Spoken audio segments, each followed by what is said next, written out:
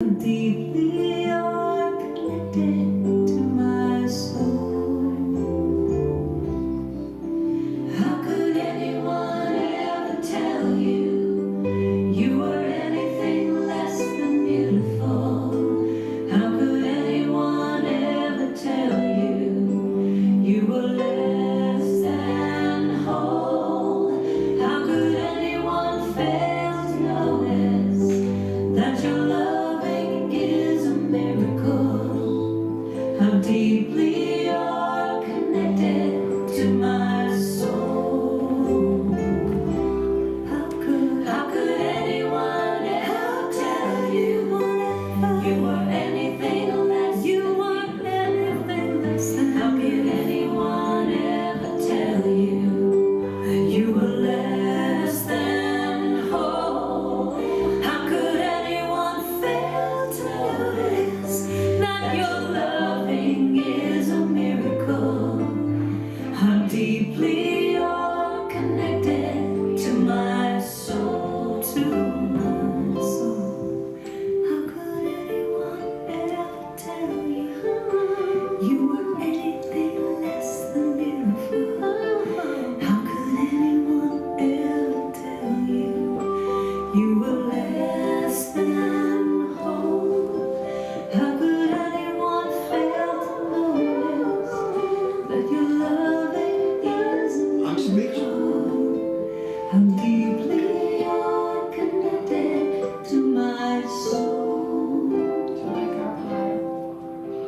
How deeply you're connected to my soul. To my soul.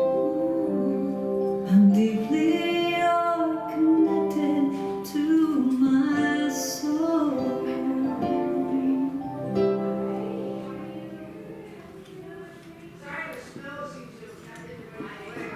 Well, good morning. Welcome to Center for Spiritual Living Morristown. My name is Frankie Timmers and I'm the spiritual director here. We're having this very interesting day. We had 2 snowflakes and I think people are preferring to stay home or maybe build teeny tiny snowmen or snow women. So those of you that are joining us online, we're so glad you're here with us either today or tomorrow or next year, because that's the beauty of live streaming. It's always available once it's recorded.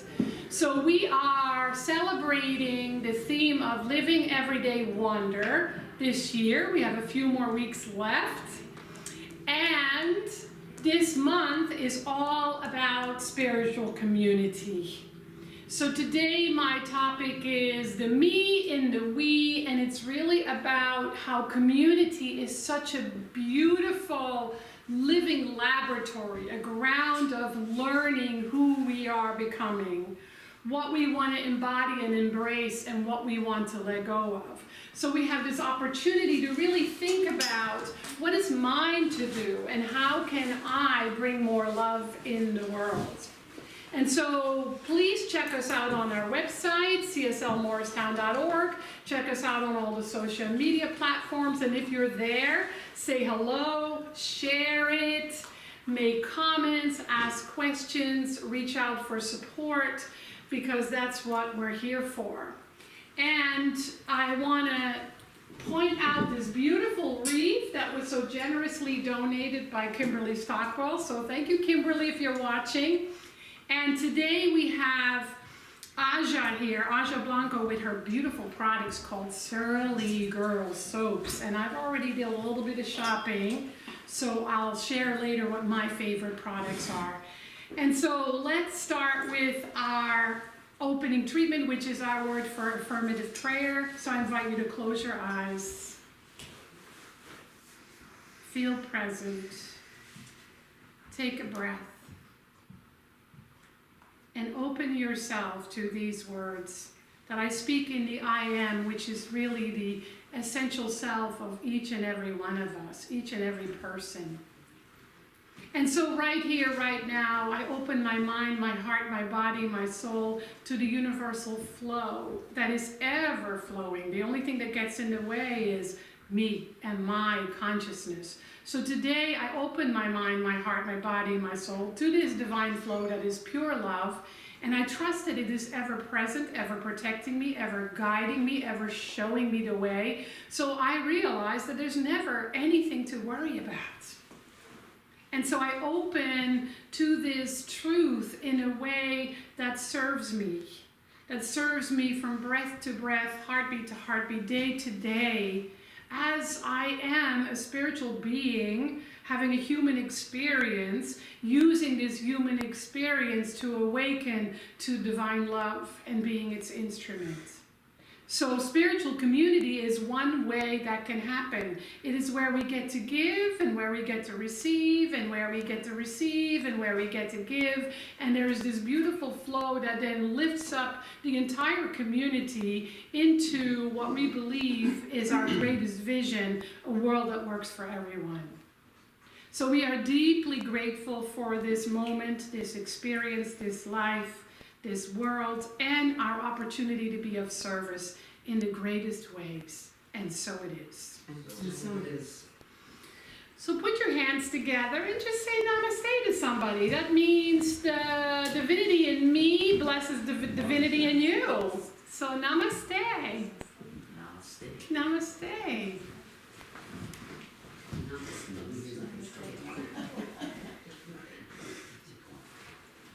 Okay. So I want to share some music to start off with, because this song is like a really powerful spiritual practice.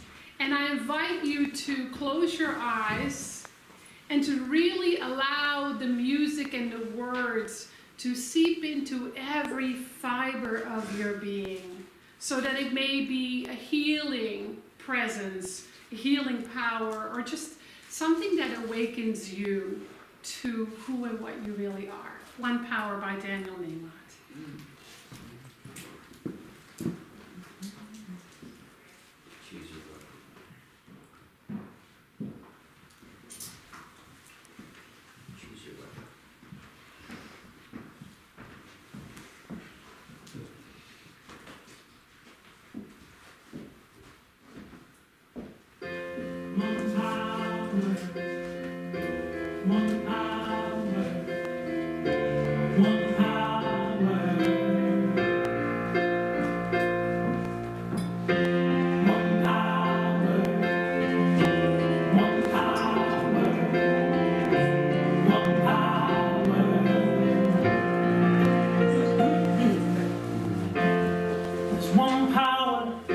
Invisible, and you see it everywhere and every day. One power indescribable, and just speak of it with every word you say. Mysterious until you know the truth, as simple as the love inside of you. Call it God, call it Spirit, call it Jesus, call it Lord, call it Buddha, Bible love, angels' wings or heaven's door. But whatever name is given, it's all one power, can't you see? It's the power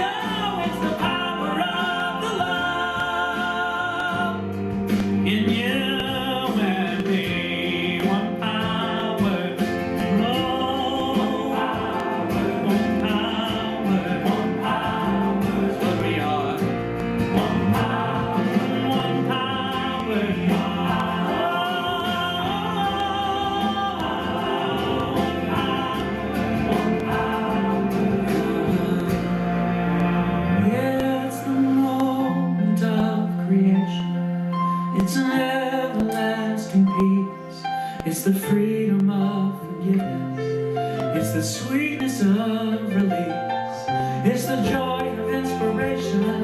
It's the sunshine on your face. It's the birthright of all nations. It's the boundlessness of space. It's the beauty of a baby. The serenity of sleep. It's the anger we abandon. For it's love that's most deep. It's one power.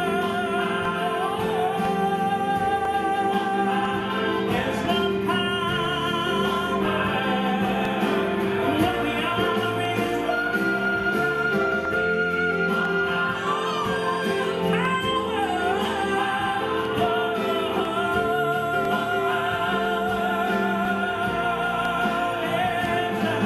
power of the love that lives forever in you and me. It's the power of the love in you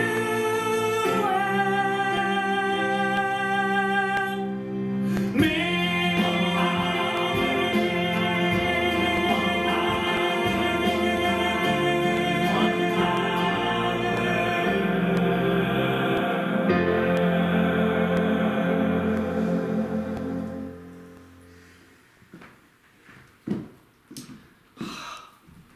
That song always does it for me.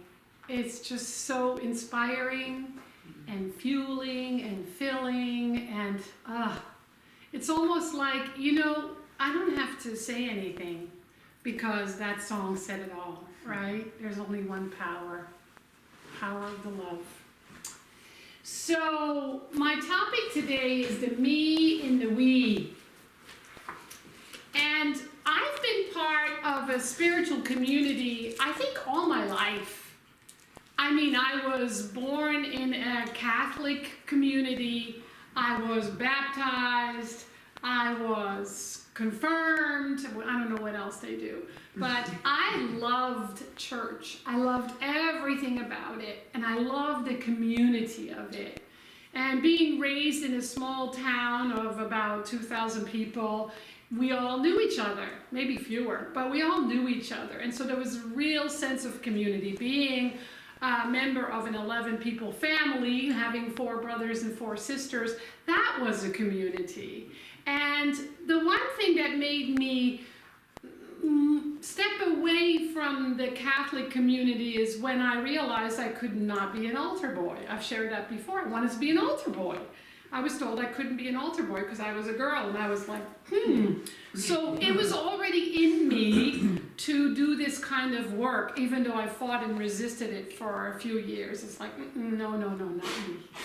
And so spiritual community has been a really wonderful experience for me. And I think last week when we celebrated my anniversary, it was like icing on the cake, right? I'm so grateful because all of you were so generous and so beautiful, and I'm still high from it. It was so incredibly filling and fulfilling, and it was really a celebration of all of us, not just me, a celebration of all of us, because together we are spiritual community. And being in spiritual community is often so rewarding, but it does not make us be able to step away from the rest of community. Because sometimes people say, well, my sweet family and my sweet spiritual community, that's my community. No, that community is within the greater community, and the reason why we're in this community is so we can be in that community.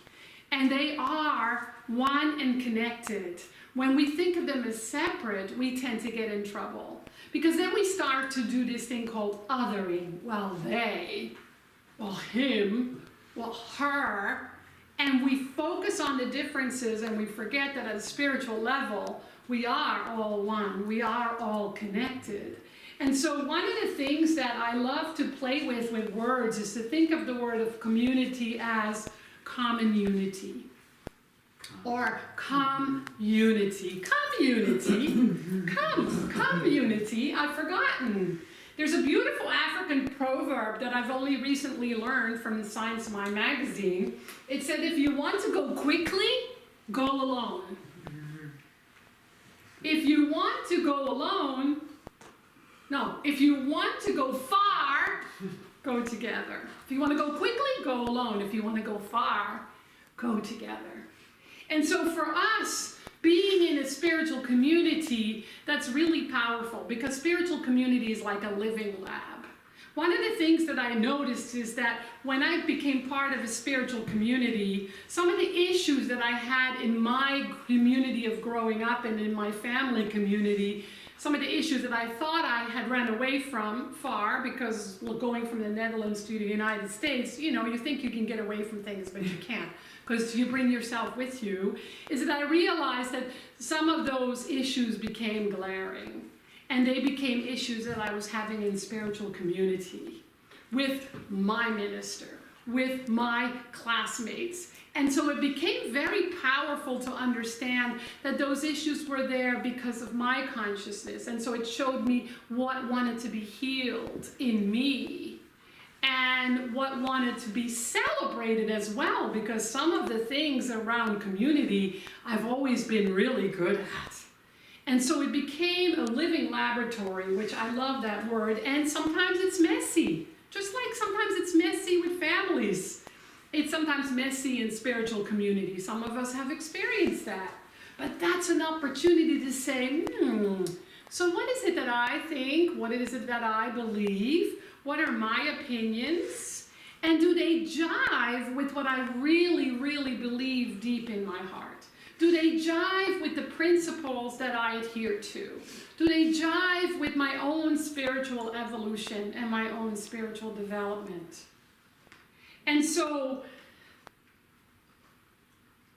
it's an opportunity, as Ernest Holmes says, to heal condemnation. And when we heal condemnation, what it reveals is it reveals love. He says, the greatest healing power in the universe is the only thing that binds people together, and that's love. That's love of community, love of spirit, love of life. And so we bring this idea of spiritual community to life with the principles that we adhere to. And the good news is that you have your whole life to do that. And that all of us are given these beautiful opportunities not to think that it isn't enough, there isn't enough time, or that we are not able to do it, but to remember that it's a process and it's a practice. So I want you to pull out your sheet that I gave you. I gave you a sheet of paper. I hope you have a pen. You need the whole sheet. So the first thing that you're going to do is you're going to draw a pretty big circle, so that there's maybe only an inch on the edge. So draw a pretty big circle. It doesn't have to be perfect. And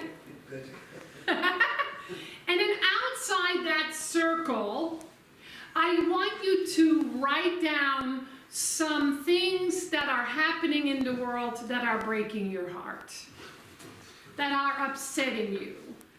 Could be racism, discrimination, could be poverty, hunger, could be human trafficking, sex trafficking, any kind of abuse, climate change,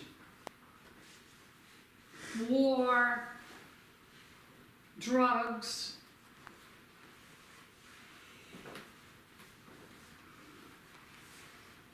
And to have at least one or two that really stand out for you.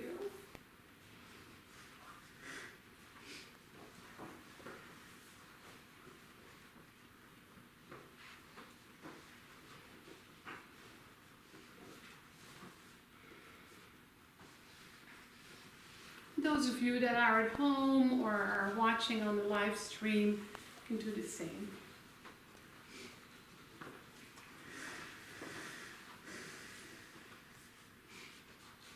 And And so when you take this home with you today, you might have more things that you want to add, but I think the ones that really stand out for you are probably on your list. So now you're going to write another circle inside of that, about an inch between the outer circle and the inner circle. And in that space, that second space, not on the inside of the inner circle, but between the outer circle and the next one, I want you to write some solutions. What's interesting thing is about that is a lot of the time we don't have solutions. Or we think we don't have solutions, right? But the solution is really, if you think about it, the opposite of what you wrote down. Or a version of the opposite that you wrote down. It can be really big. Your mind might say, well, that's never going to happen. That's unrealistic. Or it might be very small ideas, just solutions, ideas that could dissolve those major issues.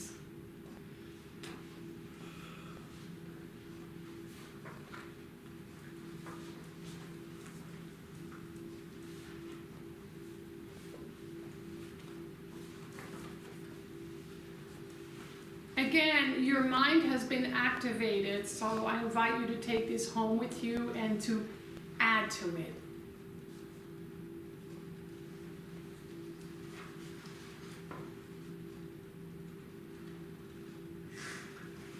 And then a circle in the middle.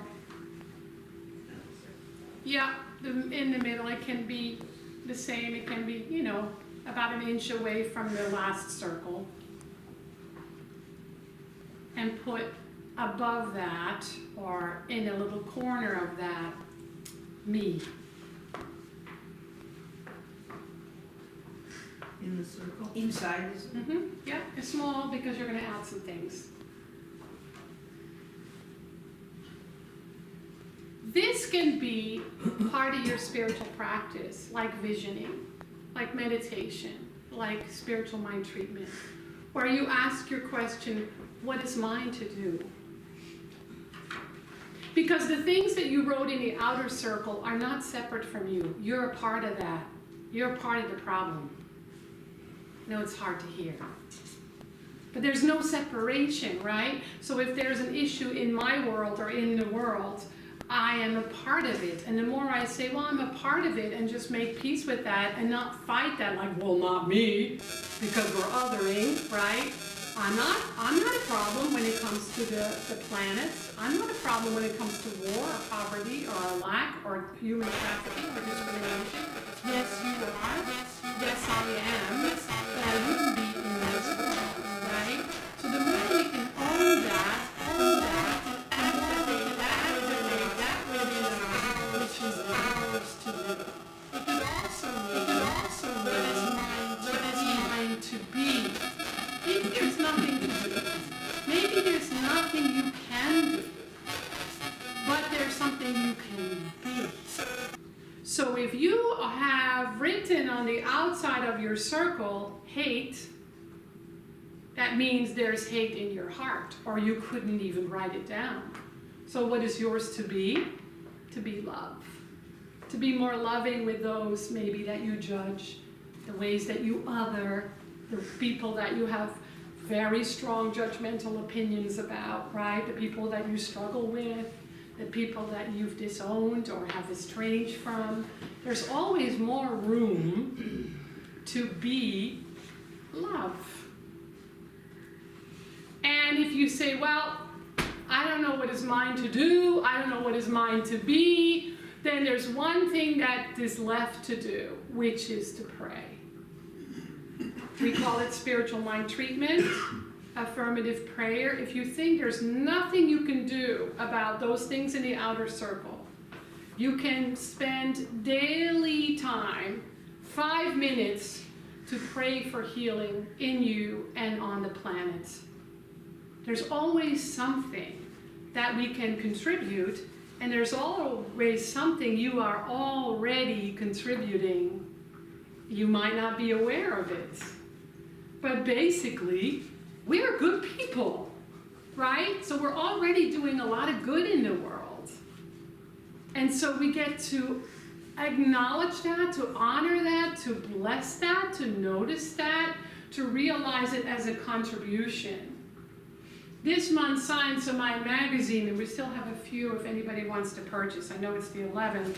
There's an article by Jeffon Seeley, and he says, one of my favorite philosophers, Jiddu Krishnamurti, said that whenever there is separation, conflict will exist.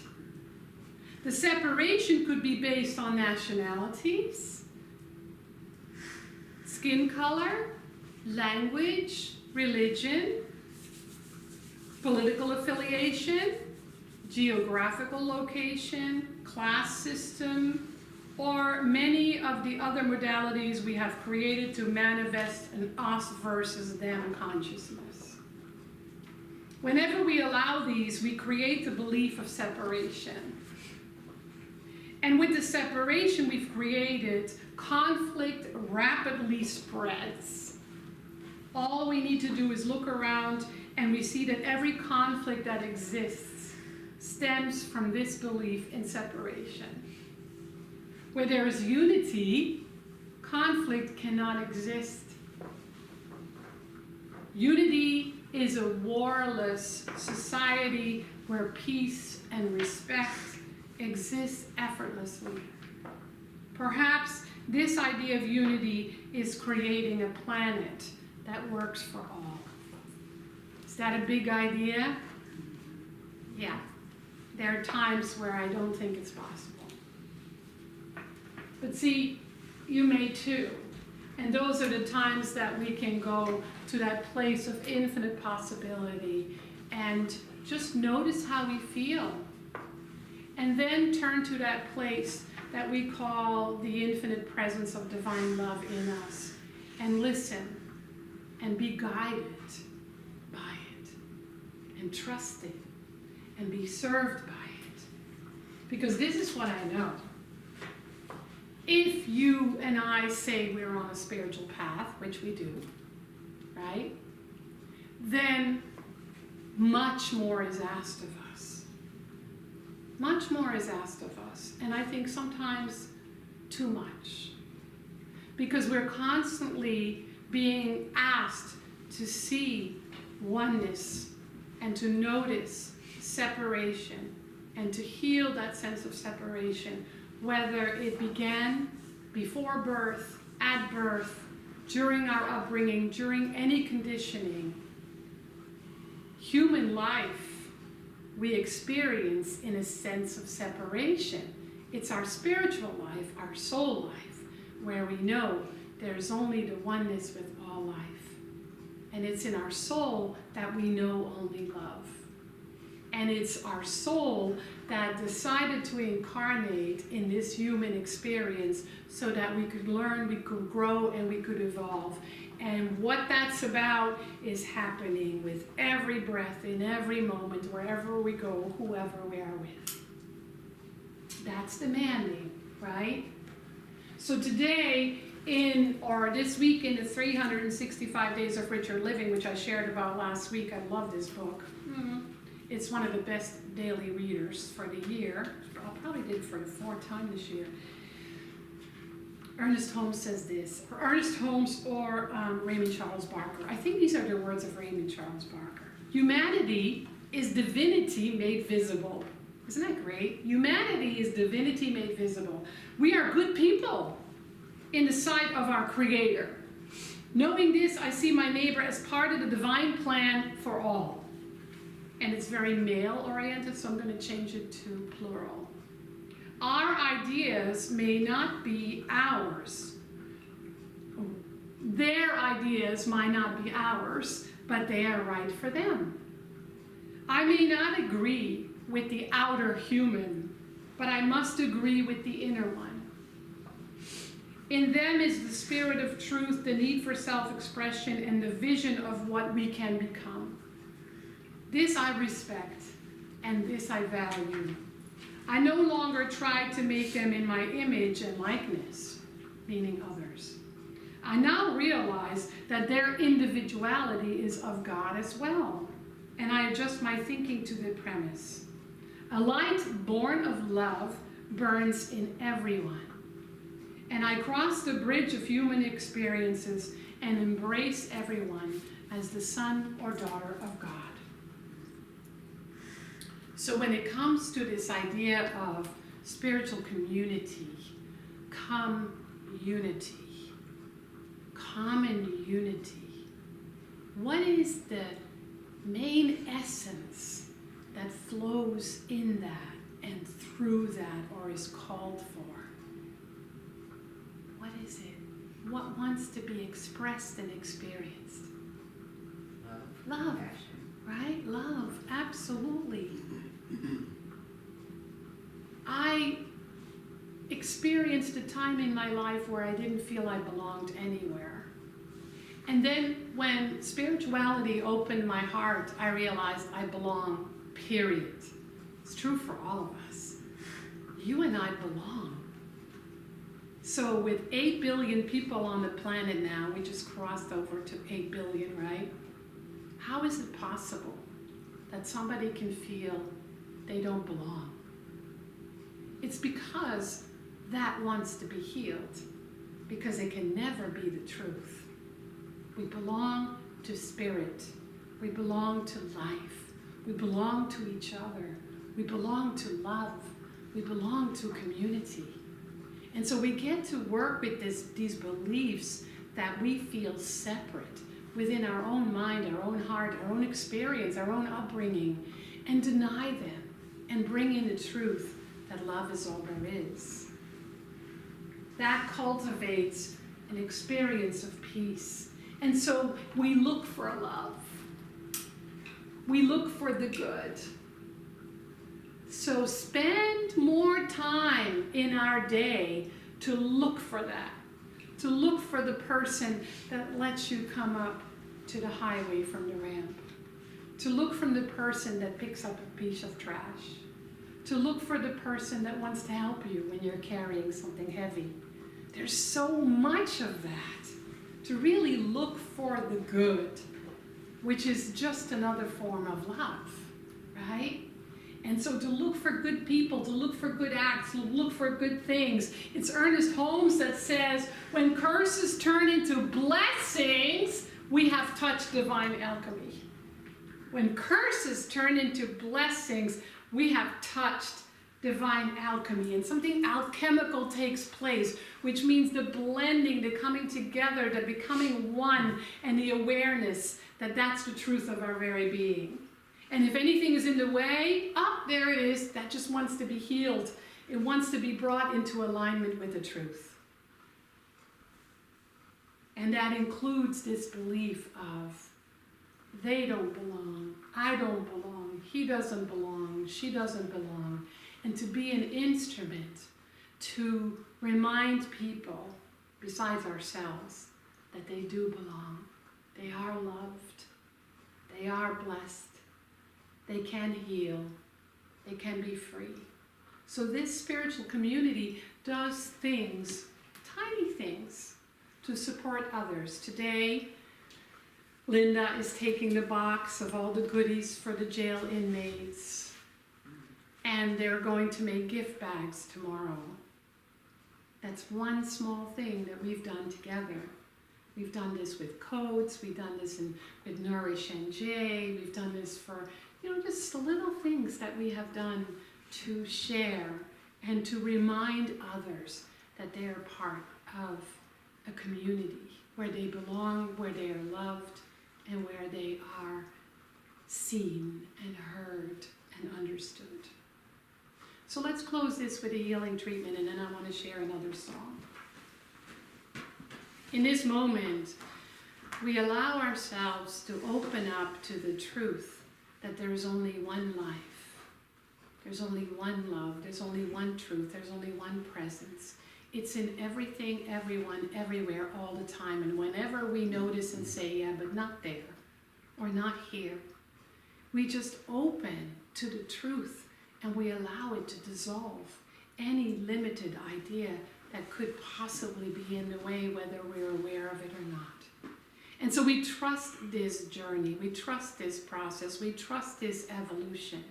And we know that we are ever given opportunities not to punish us, not to harm us, but to heal and to clarify our deepest knowing in our heart of hearts that reflect love, that call upon love, that remind us of love, that show us love, and that give us hope to be what the universe, what Spirit has called us to be, in a little tiny moments, maybe little tiny ways, maybe bigger ways, but mostly in prayer so that we can be guided in our day-to-day living.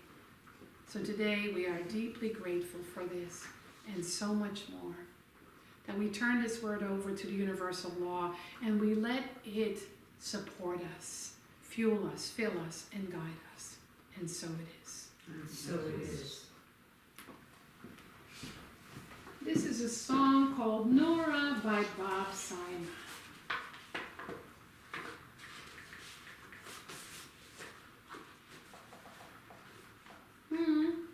Where are you?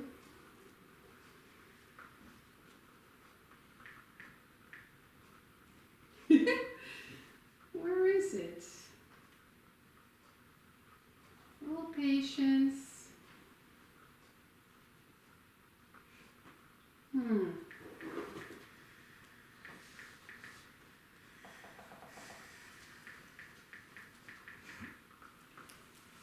Oh my goodness, I can't find it. So let's do this one. We'll do this one. Yeah. Because the ground holds up my feet, because the stars shine down on me, for all of this and so much more, I am grateful,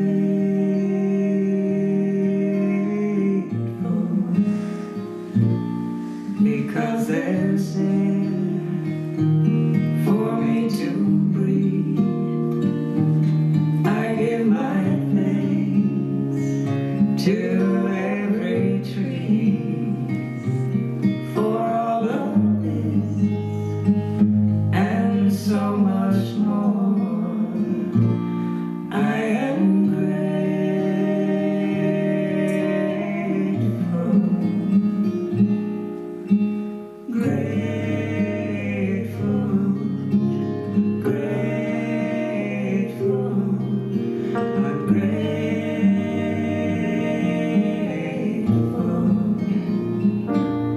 because I felt right from the start the steady beat of my faithful heart, for all of this and so much more. I am grateful,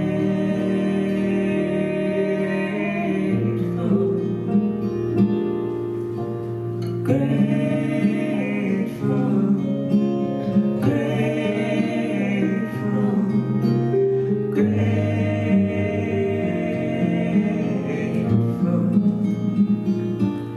because I think, because I feel, because there's mystery to reveal, for all of this and so much more. I am grateful,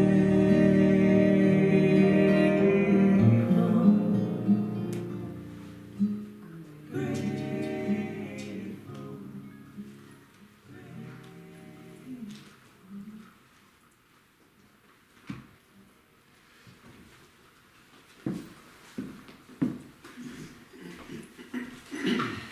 grateful, right? No matter what.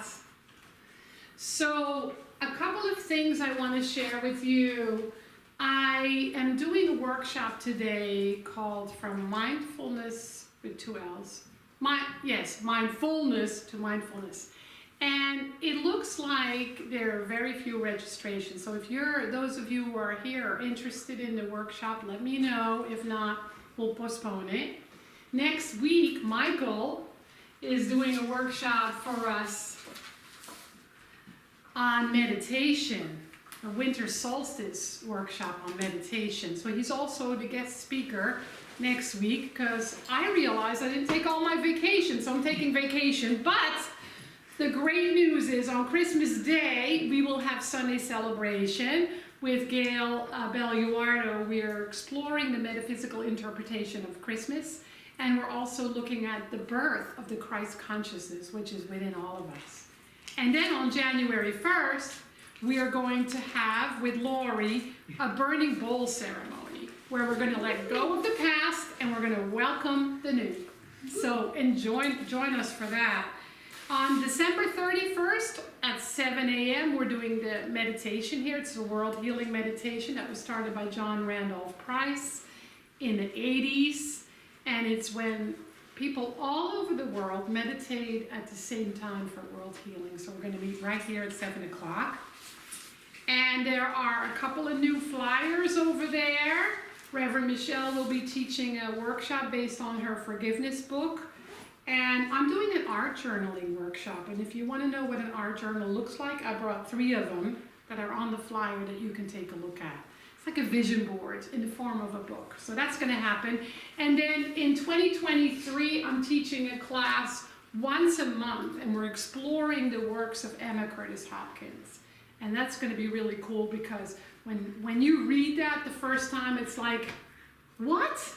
But then when you really dive deep, you realize that she talks about the 12 powerful, deepest, most healing truths in the universe. And so it's once a month, and then in between we meet just to have a connection and talk and ask questions and all that stuff. So look over there. If you're here in person, there's all kinds of goodies. And I want to let you know that one way that you can support our community is with your donations. So you can do this online at our website, CSL Morristown, in person. Over there is a basket. Text to give, my favorite. And there's many other ways. And of course, there's always room for you to give of yourself with volunteer work, all that good stuff. I think that's it. Hold up one of your journals. Show the world. Oh, I'll show one of the journals. Show the world. Okay, this is the one that I created. It's when I went through chemotherapy. So it's a children's book that happened to have holes in it, and I covered the book, my support, my, what do you call that when you use the first letter of a word and you make new words? Juggle? Anagram? Okay, of the word chemo, what I turned that into was Christ in me heals every molecule omnipotently. That's cool. Anagram? That sounds right. Yeah. This was an article by a Dutch person who went through hell with chemo, and I'm like, no, we're not doing that, and I turned it into a mandala. Wow.